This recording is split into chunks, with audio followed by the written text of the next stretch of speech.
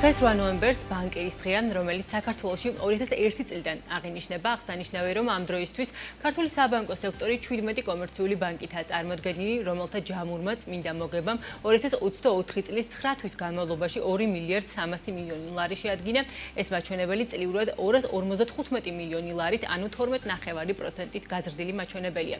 მოქმედ ბანკებს შორისაა ციფრული ბანკი პეისერა საქართველოს, რომელიც ქართულ ბაზარზე თითქმის 2 წელია ოპერირებს. რა შედეგები და გეგმები აქვს პირველ ციფრულ ბანკს, რა უნდა გაკეთდეს საბანკო სექტორში კონკურენციის გასაზრდელად და როგორ აფასებენ საერთაშორისო ინვესტორები ქართულ საფინანსო სექტორში.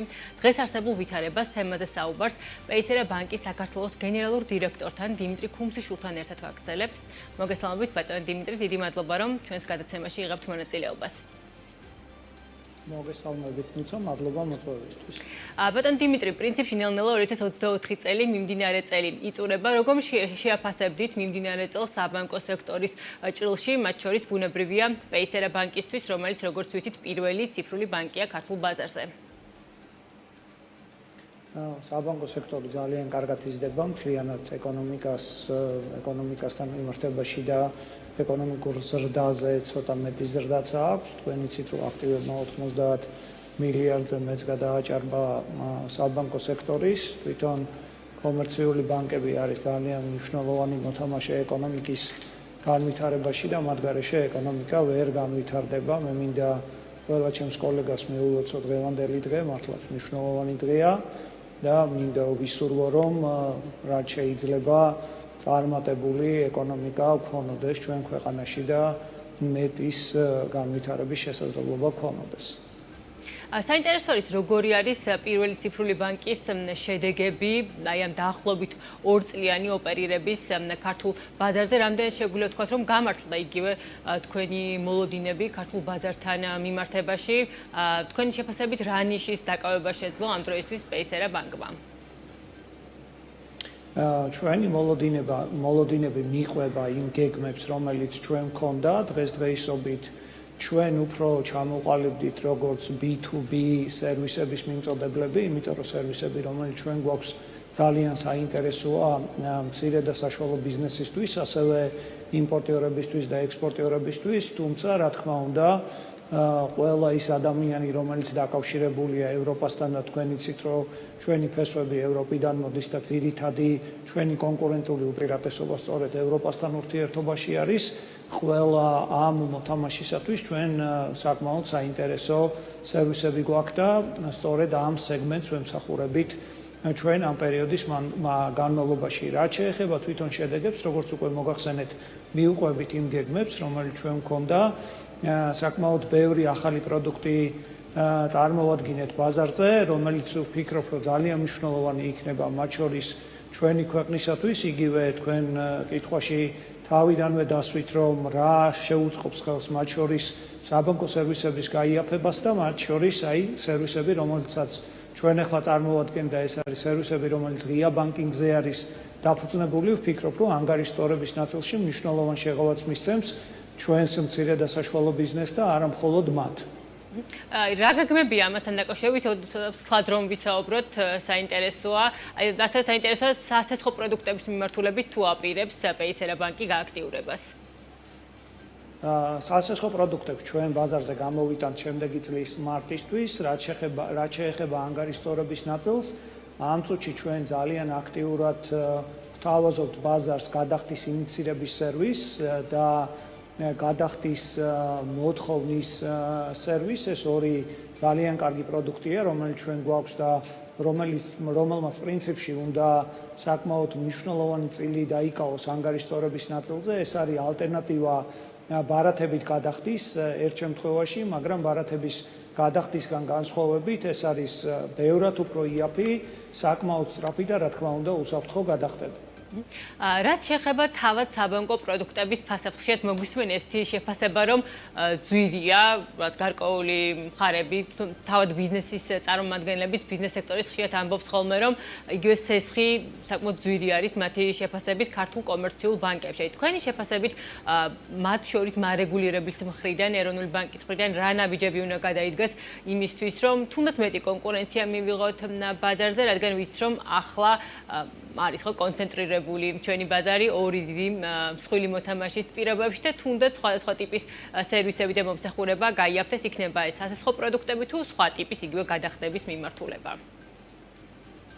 სასესხო პროდუქტების გაიაფებისთვის მნიშვნელოვანი არის, რომ საპროცენტო განაკვეთები მათ შორის დეპოზიტებზე დაიწვიოს და რეფინანსირების განაკვეთი შემცირდეს. რეფინანსირების განაკვეთის შესამცირებლად მნიშვნელოვანია, რომ ინფლაცია შემცირდეს ამ ქვეყანაში, იმიტომ რომ მოზიდულ სახსრებს ყოველთვის აქვს თავისი თვითღირებულება, რაც ეხება საოპერაციო ნაწილს, დიახ, ამ ნაწილში მე ვამბობ, რომ საბანკო მომსახურებები დღეს საქართველოში ძალიან ძვირია, მათ შორის ჩვენ კარგი მაგალითი ვართ, როდესაც პრაქტიკულად 3-ჯერ და 5-ჯერ უფრო IAP სერვისები შევთავაზეთ ბაზარს და პირდაპირ ვამბობ, რომ ამ სერვისების შეთავაზება შეუძლია ნებისმიერ ბანკს, იმიტომ რომ ამ სერვისების თვითღირებულება არის დაბალი და დღეს თუ ბაზარზე ბანკები ახდევინებენ მომხმარებელს იმ გადასახადებს იმ ტარიფებსაც ახდევინებენ, ეს არის მხოლოდ იმის დამსახურება, რომ ბანკებს აქვთ ამის შესაძლებლობა და არა იმიტომ, რომ ეს თვითღირებულებით ამდენი ჭდება.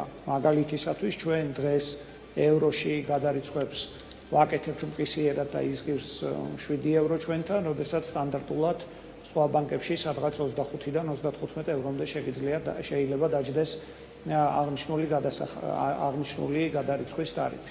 ანუ შეგვიძლია თქვა თქვენ ეს ამ მსჯელობას რომ გავყვეთ, ანუ რეალურად თუნდაც შედარებით მსხვილ ბანკებს შეუძლიათ სხვადასხვა ტიპის მომსახურება, იგივე გადარიცხვები გააიაფონ აი ამ პირობებშიც, მაგრამ არ აიაფებენ. შეგვიძლია ასე გადავთარგმნოთ თქვენი პოზიცია ამ თემასთან მიმართებაში? დიახ, მე ზუსტად ეს ვთქვი. ხო, აი როგორ წარმოგიდგენიათ ამ პირობებში თუნდაც მარეგულირების მხრიდან, რომ რაც ისეთ ნაბიჯები გადადგეს, გაიზარდოს კონკურენცია, ან გაიაფთეს სხვადასხვა სერვისები, რადგან არის შეფასებები, რომ მაინც მაღალ კონცენტრირებული რჩება ეს ბაზარი. თვითონ კონცენტრაციის ნაწილი კიდე განსხვავებული ფენომენია, თქვენ იცით, რომ კონცენტრაცია ძირითადად აქტივების ღირებულებით განისაზღვრება და დღეს ნამდვილად მსხვილ ბანკებში ძალიან მაღალია კონცენტრაცია, იმისათვის რომ აქ კონცენტრაცია შემცირდეს, რამოდენიმე მსხვილი ბანკი უნდა გაჩნდეს ბაზარზე აუცილებლად, ანუ სხვანაირად ეს კონცენტრაცია ვერ შემცირდება, ანუ ის ბანკები, რომლებიც დღეს მცირე ზომის არიან, ის ბანკები უნდა გაიზარდნონ და შესაბამისად უნდა გადანაწილდეს უკვე აქტივები ამ ბანკებზე. ეს არის მხოლოდ ერთადერთი გზა, ანუ სხვანაირი გზა აქ არ არსებობს. რაც ეხება საოპერაციო ნაწილში მე მგონია, რომ არეგულირებელი საკმაოდ აქტიურია, გინდაც ის, რომ დღეს 3 ციფრული ბანკი არსებობს და საკმაოდ მკაფიო სტრატეგია არსებობს ზოგადად ფინტეკების განვითარების მიმართულებით. სავარაუდოდ ეს თავის გავლენას მოახდენს, თუმცა კვლავ გავიმეორებ, რომ სანამ სასესხო პროდუქტების მიცემის შესაძლებლობა არ ექნებათ სხვა ბანკებს და არ ექნებათ იმ მოცულობით და მასშტაბით, რომ მათ დაეწიონ თავიანთი აქტივებით უმსხვილეს ბანკებს, მანამდე რა თქმა უნდა ეს კონცენტრაცია შემცირებული ვერ იქნება. თქვენ ახსენეთ ეროვნული ბანკის პოლიტიკა, აუცილებლად მინდა გამოვიყენო შესაძლებლობა, ალბათ მოусმენდით მათ შორის ჩვენი ეთერის საშუალებით სხვადასხვა ტიპის შეფასებებს ეროვნული ბანკის მხრიდან, მათ შორის წინასაარჩევნო პერიოდში განხორციელებულ ინტერვენციებს, რის შედეგადაც ჯამურად ვიცით, რომ რეკორდულად 627 მილიონი დოლარით შემცირდა ქვეყნის სავალუტო რეზერვები 4 მილიარდ დოლარამდე და მოყვა ამას შეფასებები, მათ შორის Fitch-ის მხრიდან, ასევე თავის დროზე IMF-ი აცხადებდა, რომ ადეკვატურობის ნიშნულს ჩამოწდა ჩვენი სავალუტო რეზერვები. როგორ ფიქრობთ, რამდენად მართებული არის ამ პროცესში ეროვნული ბანკის სარეზერვო პოლიტიკა? ისიც სხვადასხვანაირი დამოკიდებულებაა. ერთია, რომ როგორც მომხმარებლები, როგორც ობიუატელები, მე და თქვენ არაფერი არ დავკარგეთ ამით. იმიტომ რომ ის რაც ამ პერიოდში ხდებოდა, იყო მოლოდინების მართვა. აქ არ იყო ფუნდამენტური მიზეზები იმისა, რომ მაგალითად მოთხოვნა იყო დოლარზე, იმიტომ რომ ჩვენი იმპორტი გაიზარდა, ან ჩვენი ვალები იყო გადასახდები, ხო? ანუ ეს არის მოლოდინები, როდესაც ადამიანები უბრალოდ რომელსაც მანამდე ჰქონდათ რაღაცა ლარები, ამ ადამიანებმა თქვეს, რომ ჩვენ ახლა გვეშინია ლარში ჩვენი თანხის შენახვა და გვინდა რომ გადავიდეთ სხვა ვალუტაში და გადავიდნენ ისინი სხვა ვალუტაში. თუმცა აუცილებლად ეს ვალუტა უნდა დაიხარჯოს, იმიტომ რომ ამ ადამიანებს ეს ვალუტა ჰქონდათ იმისთვის, რომ ან დაეხარჯათ, ან დანაზოგი დეპოზიტზე დაედო. დეპოზიტზე ლარში მეტია შესაბამისად დარიცხვა და ეს ადამიანები უკან აუცილებლად დაკონვერტირდებიან, თუ ამასობაში არ მოუსწრო რაიმე ცუდმა ფუნდამენტურმა ასე ვთქვათ ფაქტორმა და იმედია რომ ამას არ მოუსწრებს. ხო, იმ მთლიანობაში მაინც როგორ ფიქრობთ, რომ სწორი იყო იგივე წინასაარჩევნო პერიოდში ლარის მერყეობის შესაჩერებლად საკუთი დიდი არ დაუკავშირებ მე ამას ახლა საარჩევნო ან არასაარჩევნო პერიოდს. კვლავ გავიმეორებ, რომ როგორც მომხარებელმა და როგორც ქვეყანამ ამითი არაფერი არ წააგო, იმიტომ რომ რეალურად დამატებითი დესტაბილიზაცია გინდაც ეკონომიკას, არ ვიცი, გინდაც ბანკებს, გინდაც სესხებლებს, ეს ხო არავის არ ჭირდება, ხო? ანუ ამ კუთხით შეხედეთ, მაკროეკონომიკურად რო შეხედოთ, ანუ ფუნდამენტურ ფაქტორებში თუ არაფერი არ ხდება, არაფერი არ ხდება, ანუ მოლოდინების მართვა. ჩვენ შეგვიძლია ვთქვათ, რომ ძალიან ძვირი გაუჩნდა სახელმწიფოს ამ მოლოდინების მართვა. ეხლა კარგია, ცუდია, რა თქმა უნდა, ცუდია. კარგი იქნებოდა, რომ საერთოდ არ ყოფილიყო ესეთი მოლოდინები და ჩვენ მოსახლეობას ლარიზაციის ის პროცესი, რომელიც ქვეყანაში მიმდინარეობს, გაგრძელებულიყო, თუმცა ლარიზაციის ნაწილშიც 40%-ზე ქვევით არის დოლარიზაცია, როგორც დეპოზიტების, ისე სესხების ნაწილში თუ არ ვწდები. კი. აი თქვენ მოლოდინები ახსენეთ და მათ შორის კეთდებოდა განცხადებები, რომ იქნება ეს მოსახლეობის თუ ბიზნეს სექტორის მოლოდინები გარკვეულწილად მათ შორის წინასაარჩევნო პერიოდში ქვეყანაში განვითარებული მოვლენების ფონზე ნეგატიურისკენ შეიცვალა. თქვენ როგორც ერთ-ერთი ბანკის წარმომადგენელი, რომელსაც უშუალო კავშირი გაქვთ ევროპასთან, საინტერესოა როგორ აფასებთ ქვეყანაში შექმნილ ვითარებას. ჩვენ ვიცით, რომ დროებით იმედია დროებით ევროინტეგრაციის პროცესი არის შეჩერებული. აი ამ ფონზე საინტერესოა თუნდაც ვთქვათ ინვესტორებს რა შეფასება აქვთ ქვეყნის საფინანსო სექტორთან მიმართებაში, ხომ არ გაუარესდა მათი მოლოდინები და შეფასებებიც ამ ნაწილში. იცით, ნუცა მარტივ პასუხს გაგცემთ. ესე იგი 28 ოქტომბრის მერე ორი ბანკის აქციები, რომელიც ლონდონში კოტირებს, გაიზარდა სადღაც 19-დან 23%-მდე. ეს არის მაგაზე პასუხი. ანუ მე ნებისმიერი სხვა სპეკულაცია, რაც არ უნდა ან სხვა რამე რაც არ უნდა მოგიყვეთ, დამაჯერებლობის დადასტურებითაც კი ეს ვერ იქნება ეს ფაქტები საზოგადოებისთვის ცნობილი. კი, არჩევნების მერე პირველ დღეს საკმაოდ დაეცა აქციები, მაგრამ მას მერე ჩვენ ვხედავთ, რომ მუდმივად იზრდება ზევით. ზოგადად, რა თქმა უნდა, ინვესტორებს ყოველთვის აშფოთებთ და ყოველთვის კითხულობენ, ოდესაც დესტაბილიზაცია ქვეყანაში არ არსებობს ესეთი რაღაცა, თუმცა დანარჩენი უკვე, რა თქმა უნდა, თვითონ იმ ხალხზე და ქვეყანაზეც არის დამოკიდებული, ვინც ინვესტიციების მოზიდვას ცდილობს ქვეყანაში. ან თქვენი შეფასებით თუნდაც ცოტა გრძელვადიან პერსპექტივაში ამასაც უარყოფითი გავლენა საფინანსო სექტორზე და საინვესტიციო გარემოზე ვერ იქნება საქართველოში. ვერ გეტყვით ვერაფერს მაგასთან დაკავშირებით. გააჩნია გრძელვადიან პერსპექტივაში, როგორ განვითარდება ეს ყველაფერი. თუ გრძელვადიან პერსპექტივაში ჩვენი ურთიერთობები პოზიტიურ ჭრილში გადავიდა სავაჭრო პარტნიორებთან, მაშინ ჩვენ გვექნება ძალიან კარგი ზრდა და მათ შორის ინვესტიციების მოზიდვის ნაწილშიც. და მე ვიმედოვნებ, რომ ეს ესე იქნება, იმიტომ რომ თქვენს ამას უნდა იმედოვნებდეთ, არავის არ ჭირდება ქვეყანა, სადაც არ შემოდის ინვესტიციები და არ მოდიან ახალი ინვესტორები. რა თქმა უნდა, რამდენად გადამწყვეტი არის თქვენი შეფასებით, კიდევ ერთხელ გავიმეორებ იმ ფონზე, როდესაც უშუალოდ იგივე ევროპული ბანკი არის, ხო, პეისერა. რადგან მნიშვნელოვანია ის, რომ გაგრძელდეს ევროპის კენსვა, ევროინტეგრაცია, თუნდაც ჩვენი იმისთვის, რომ თქვათ, უფრო მყარი საფინანსო სისტემა გქონდეს და ის კითხვის ნიშნები, რაც გარკვეულწილად თქვენ საუბრეთ, გაჩნდა ბოლო პერიოდში, რაღაცნაირად ამოიწუროს. ყველასთვის ძალიან მნიშვნელოვანია. მე არ ვიცნობ ადამიანს ყოველ შემთხვევაში ჩემს გარშემო, ვინც შეიძლება თქვას, რომ ჩვენ არ უნდა წავიდეთ ევროპისკენ. ერთ მნიშვნელოვნად უაღრესად მნიშვნელოვანია.